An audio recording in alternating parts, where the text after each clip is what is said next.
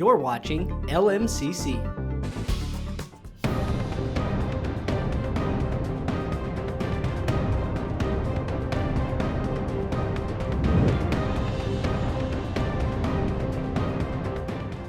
Hi, I'm Kellie Murphy-Ringate, Fire Marshal and Public Educator for the Excelsior Fire District, and welcome to First Responder TV, your local public safety source, featuring training exercises, safety tips, and much more. Here's what's coming up on First Responder TV. I'll talk with Greg Hayes from the Metropolitan Emergency Services Board about the Stop the Bleed program. Alex Erickson, the 2023 Mound Firefighter of the Year, goes above and beyond to serve the community on making a difference. Scam Alert. We'll give you an update on scams that have been targeting citizens in the Lake area. From the Vault, we'll revisit informative First Responder TV segments from the past. Joining me today is Greg Hayes, the EMS coordinator for the Metropolitan Emergency Services Board. Thanks for coming. So tell us more about where you work and how you became the EMS coordinator. Well, the Metropolitan Emergency Services Board is a joint powers amongst 10 county metro area that includes Isani, Sherburne, and Chisago. It was formed in the 80s. It's made up of 2 county commissioners from each of those counties, also including the city of Minneapolis. And the board's mission since the 80s has been to assist public safety agencies with the 911 system, so dispatching, the radio system, GIS coordination for public safety resources, and also EMS. And so EMS has been a part of what's called EMS regions through the EMSRB. I'm the Metro Region Coordinator for that, and really what we do is we assist agencies for large-scale planning. So I really just try to get people to sit around the table and say, hey, let's have an incident response plan for large-scale disasters. And then we have special focus areas, much like Stop the Bleed and other pieces that relate to EMS delivery in the field to the public. So tell us about your background and how you became the EMS coordinator. So I started in the fire service in 1992 in Chanhassen and developed that into a full-time career for 30 years in the street. I've been around public safety for 32 years. And I ultimately was a fire chief or director of public safety, and then came to the MESB as the EMS region coordinator 2 years ago. So tell us more about Stop the Bleed and how it began. So Stop the Bleed initiative really began from the Department of Defense, and there's something called TCCC, Tactical Combat Care. We were learning about how to control bleeding better, unfortunately due to activities across the world and wars, and the trauma surgeons with the military went back to an old way of doing things that we had gotten out of, and it was called tourniquets. There was other components to it, using gauze, and it was really about, hey, for a patient that has external bleeding, we need to do some simple steps to stop it. If I remember back in '92 when I was first trained in EMS by a guy named Scott Gerber, was my first instructor, and in EMS, and we learned. I remember we talked about tourniquets, and I remember that from Boy Scouts and high school. And then all of a sudden, tourniquets went away. We were told by our medical directors, "You can never use a tourniquet. Don't ever put a tourniquet on anybody." And then what did we learn 20 years later, or 15 years later, was that tourniquets aren't a bad thing, and that we need to stop the bleeding. And so the Stop the Bleed program, the public version of it it was taken by the American College of Surgeons, and they partnered with the DoD. And when you do a Google search and you look up Stop the Bleed and you get to their website, that's the public side of the program, to educate the public to do some simple steps of just try to stop bleeding. It's not just tourniquets, it's also direct pressure, it's also using gauze for other types of wound care, but it is really just, we've learned that, hey, the more somebody is bleeding on the ground, the less the chance that we're gonna be able to save them. The goal overall is to train as many people as we can, and when we look at who really coordinates Stop the Bleed, within the metropolitan area, there's a group called MMRTAC, which is the Minnesota Metropolitan Trauma Advisory Committee, led by Dr. John Gibson out of North. But it makes up the trauma medical directors, the trauma surgeons out of the metro area, Also including our trauma program coordinators, typically a nurse in the level 1, 2, and 3 hospitals, and a few other medical directors and other subject matter experts that get together once a quarter to talk specifically about trauma delivery from EMS, what we do in the fire service and in ambulances, but also how do we educate the public. And so Stop the Bleed has anchored there, and our biggest outreach has been the state fair. So 2 years ago we went into the state fair, and at the table we were teaching people how to do Stop the Bleed, and that wasn't just me as a 30-year EMT doing it. You're learning it from the state's top trauma surgeons to say, hey, here's why this is super important in training the public. And so I know that last year we were giving away tourniquets, and we had 500, and they were gone by the time our one day was ended. So we knew we had at least 500 people trained in one day. Yeah, and you're going to be at the State Fair again this year during Governor's Fire Prevention Day. Yes. So people can look for you there. They can come get their tourniquet and learn how to use tourniquets. So where can the public get a course or an online training? Stop the Bleed program, if you do a simple Google search with Stop the Bleed, you'll come to the main program. There's some online resources there for training. There's also some resources you can go locally, where in there they'll have a calendar. So there are sometimes some Stop the Bleed programs that are offered. So you can go for a live program, and you can reach out through that website to find other resources that will allow you to get some experience. For something as simple as a tourniquet, you just go online and order a tourniquet. Go online, grab a couple tourniquets, and they're really super simple to use. Do you have a tourniquet with you? I do. Can we show our yes, viewers? And we're going to make you do this. And okay. So here's our simple cat tourniquet. And so first step is if I have major bleeding that I cannot control on my arm for whatever reason that might be, first we try direct pressure, that's not working. If I have some gauze, that's not working, that's still profuse bleeding. So now we're gonna go to the tourniquet, and we put it to the outside. Okay. And so first step, you're gonna put it on the arm. Second step is this is a Velcro piece, and you're gonna pull and you're gonna go as tight as you can to my arm. And I'll help you hold it. And one of the other key pieces, you go high as you can to what's called the junction point.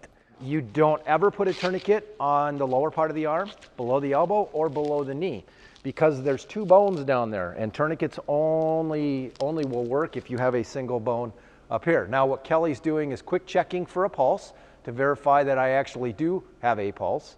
And so with that is now that this is applied, now all we're gonna do is turn the windlass. And so Kellie's gonna turn and keep turning. And as the patient, what you're gonna find is, yes, it does provide a little pain because it's squeezing against the arm. And so yeah, now we're getting there and feel the pressure. One more? No, put it in there. So now we throw that in, and what we're gonna do is put this over the top. Kellie's gonna verify that I have or don't have a pulse. Do not have a pulse. So my pulse? In your wrist. Yep, there's no pulse in my wrist, which means all my Arms blood turning a little flow purple. is done. When you apply a tourniquet, we've always used a pulse check as a standard.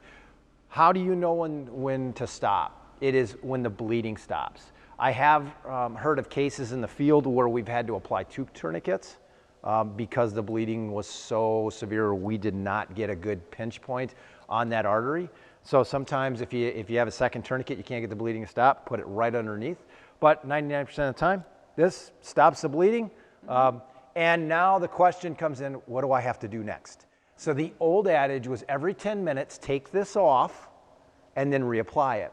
And that is not the case anymore, because if I take this off, I'm gonna start bleeding again. The whole goal is to keep that blood into my center part of my core. And so you can leave it on, and from what I've heard from the trauma surgeons, 6 to 8 hours before you're gonna see any tissue damage. And so a lot of times this is white, and you'll write a time on it just so that the trauma surgeons, once we get to the hospital, can tell what time.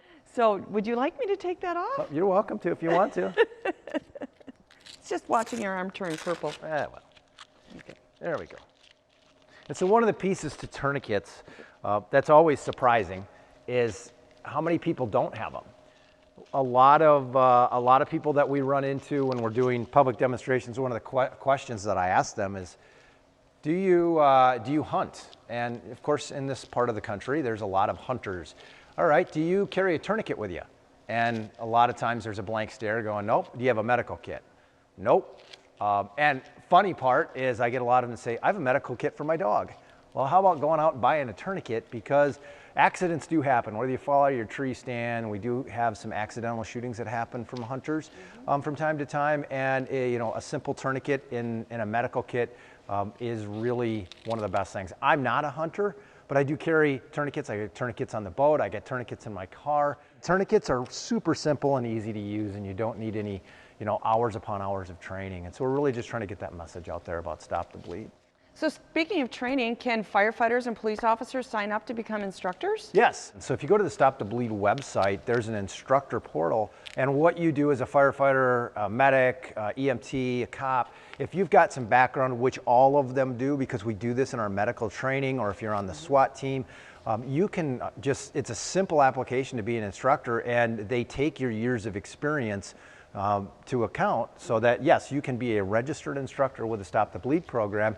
And from there, just going out and teaching the classes. What that allows you to do, though, as a first responder is use their course materials. Oh, yeah. So they have some course materials that are already pre-done that are excellent. The other good ones are the what's called TCCC that you can get online. And so those are excellent courses, too. Yeah, I mean, we carry tourniquets in all of our kits. So we've got them all over the fire station. In public safety, a lot is we're talking about active shooter response or ASHA response to public locations, and how do we better prepare ourselves. But it's a lot of using the public. When you go back and to look at the after actions, for example, in the Vegas shooting, it was a lot of bystanders using bystander things like belts and shirts that saved a lot of people's lives by simply stopping the bleed. The fire service has Sparky the fire dog.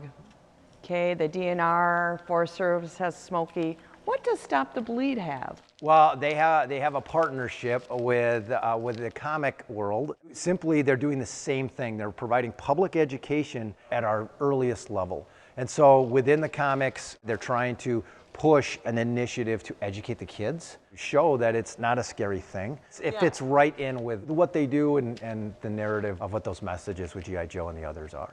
At the state fair, I have kids put these on me when they come up with their parents, and I have the kids do it and make it fun. And while it's a very serious thing, it's to educate the kids that, hey, you can help a lot. It's like teaching a kid how to dial 911. So are there any local success stories?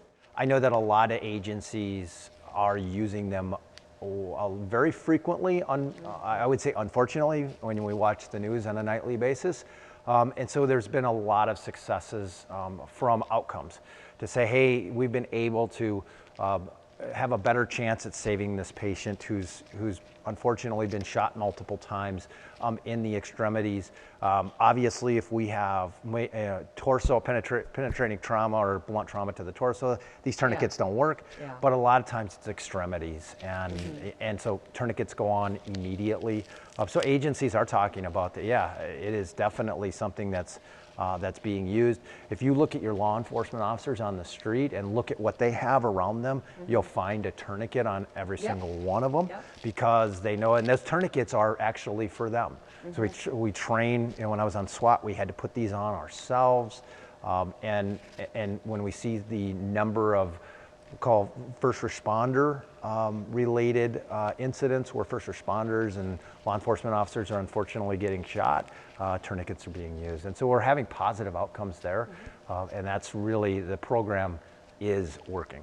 So is there anything that we didn't cover today that you would like to talk about? The biggest piece for people is to remember that, while this stuff can seem scary and it has a negative connotation for us, yes, we are talking about things we don't like to see in the news every night with active violence and violence against people and all of these car crashes. But if we don't educate ourselves right now as a layperson, not as a trained EMT, just the public is, hey, what can I do to help somebody in need and do some simple steps like Stop the Bleed, where we know that saves people's lives?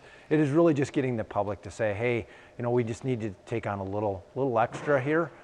In knowledge, because it might be with family member, it might be your neighbor, it might just be somebody that you're driving by and you help, that you save their life. And that makes an impact not only in theirs, in yours. And I know for me, that's why I retired, was a cardiac arrest save. And I'm like, this is what I got into this for, and I want to go out the same way. And so that's really just getting that public's mindset is, yes, these are very negative things, but they're very important for all of us to be educated. And I think the name itself, Stop the Bleed, and you made a great point about Las Vegas. You don't need one of these. You can use a shirt, you can use a belt. Stop the bleed. Yes, whatever it takes, stop the bleeding. Thank you so much for joining us today. Thank you. We said we'd never break the 3-second rule. Never do that. And never become a minivan mom. Hey, Chris. As parents, we say never a lot, but never happens.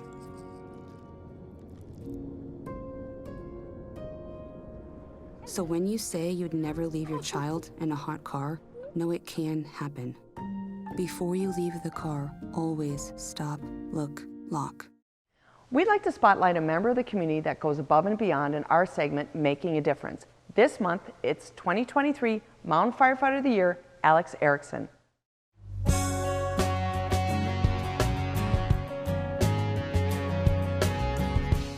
Very awesome, very humbling, very honored to be named Firefighter of the Year for 2023. I was not expecting it.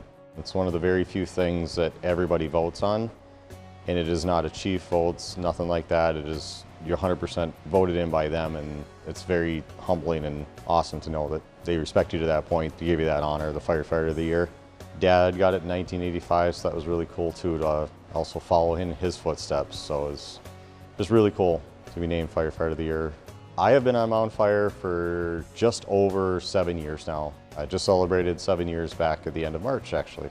I got involved with the fire department growing up here. It was always my second home, if you will. Dad was on for 22 years. Decided one time that I was ready to join, something that's always in the back of my mind to do, and something I always wanted to do. And when we moved into the area and we're very settled, it was something I wanted to just get a part of, be back in that community environment and be back up here where it felt like home.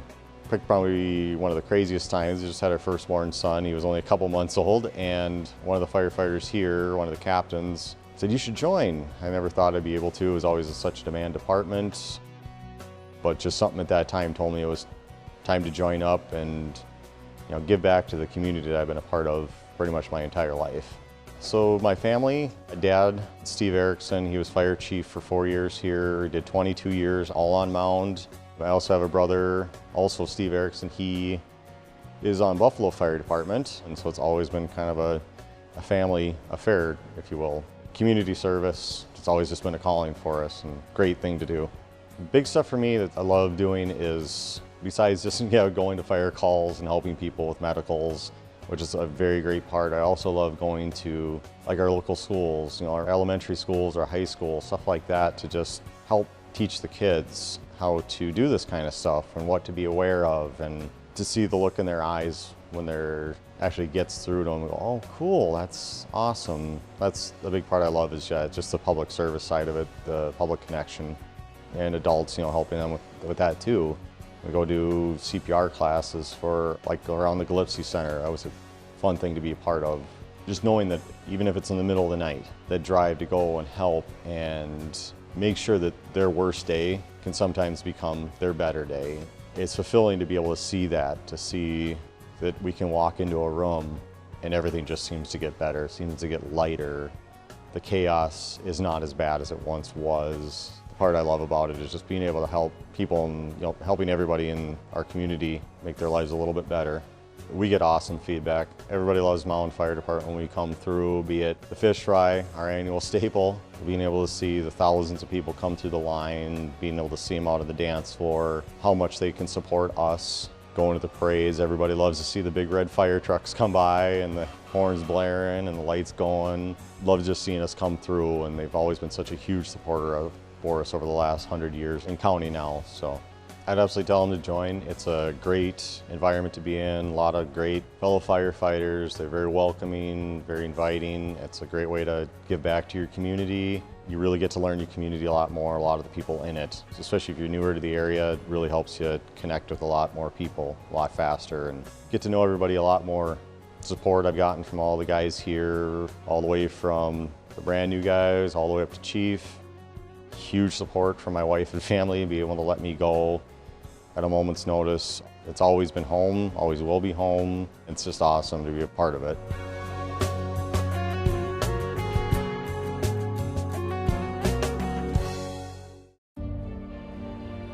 Have you ever helped a fellow veteran? Of course. Yes. Have you ever asked for help yourself? It's always tough, right? I always feel like I can solve my own problems, but eventually, you just can't deal with it on your own. And you start to question, maybe people would be better off without me. When you realize that you're not alone, once you take that first step, there's so much support. Welcome back to First Responder TV. It's time for Scam Alert. In this segment, we alert the public of scams that have been reported to local police departments.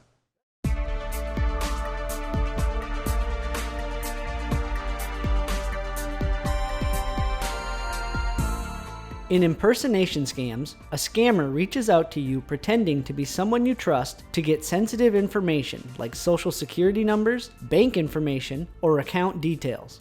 Scammers change tactics quickly, making them hard to detect.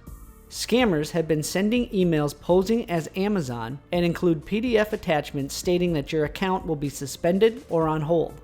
These attachments prompt you to click on a fraudulent link to update your account. These links lure you to provide personal information such as payment information or account login credentials. Do not click on any links or provide your information without verifying the email or link. Amazon will never ask you to provide payment information for products or services over the phone. Scammers try to create a sense of urgency to persuade you to do what they're asking. Be wary anytime someone tries to convince you that you must act now. Review the link for misspellings or repeated characters. In your web browser, hover over the display name under From to see the full sender address. Always go through the Amazon mobile app or website when seeking customer service, tech support, or when looking to make changes to your account. If you receive a call, text, or email that you think may not be from Amazon, please report it at www.amazon.com/reportascam. West Hennepin Public Safety Department recently received numerous reports about phishing and scam attempts to residents. Callers have been impersonating officers and public defenders. They use family members and create horrific stories trying to get you to pay their bail. West Hennepin Public Safety wants the public to be aware and stay diligent. Criminal justice agencies will not call you to ask for money. Once the callers are questioned about their credentials and accused of being scammers, they disconnect the call. The phone numbers used are fake. They use apps to disguise their phone numbers and can even use your family members or other familiar phone numbers to try to scam you. If you are a victim of one of these scams or receive a suspicious phone call, please call the West Hennepin Public Safety Department office at 763-479-0500 so these incidents can be documented. The Hennepin County Sheriff's Office has been informed of recent warrant scams targeting Hennepin County residents. Be aware that the Hennepin County Sheriff's Office does not email or fax copies of warrants or subpoenas or call for payment. Scammers pose as law enforcement by demanding payment for a missed court date, jury duty, or other legal matter and threatening to arrest you unless you pay the fine. Remember, cops don't call for cash. Law enforcement never calls or emails you about paying them money. If you receive a suspicious phone call or message, do not provide your personal information. Instead, search the official phone number of the agency the caller mentioned and contact that office directly.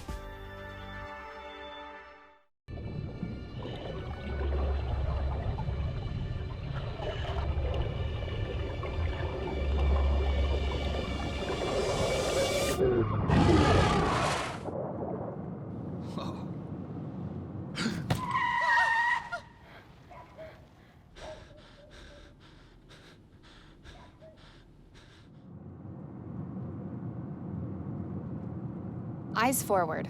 Don't drive distracted. Coming up, here's a First Responder TV segment from the Vault.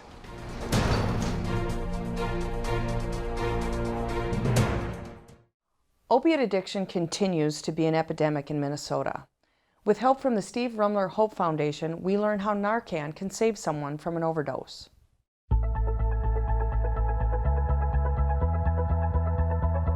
The Steve Rummler Hope Foundation was founded in 2011 after Steve Rummler had died from a heroin overdose. The main mission of our foundation is to heighten the awareness of the dilemma of chronic pain and the disease of addiction. A note with the words below was found among his belongings. And that note says, "At first it was a lifeline, now it is a noose around my neck." We have 3 programs at the foundation. The first program is advocacy. So we are actively trying to reduce the stigma of addiction. Our second program is prescriber education.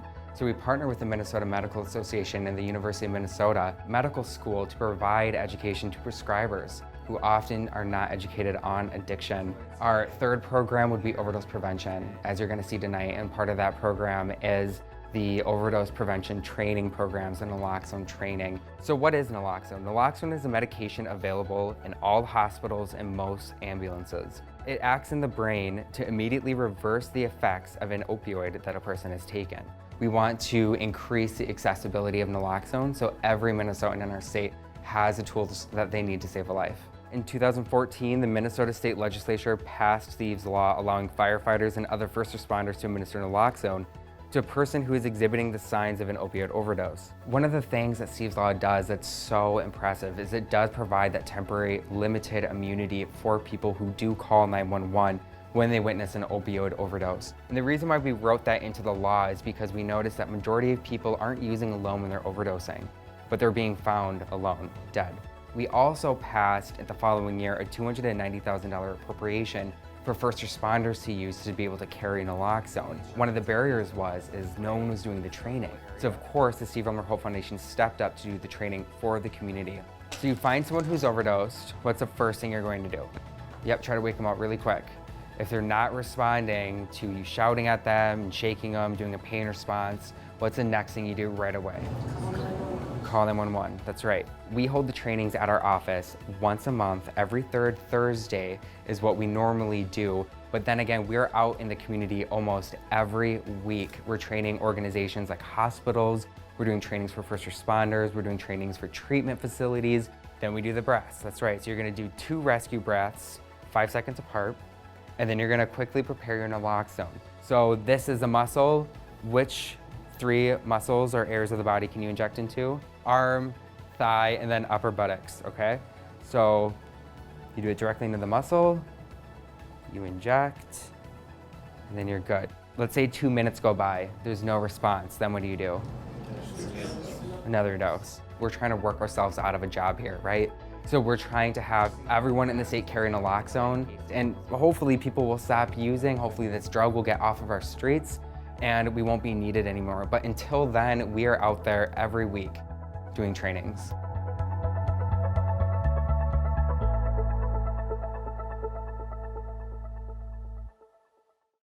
Thank you for watching First Responder TV, your local safety source. If you have an idea for a segment, an upcoming fire prevention or life safety event, please let us know. This is Kellie Murphy-Ringate giving you information you can use, share, or to live by. See you next time.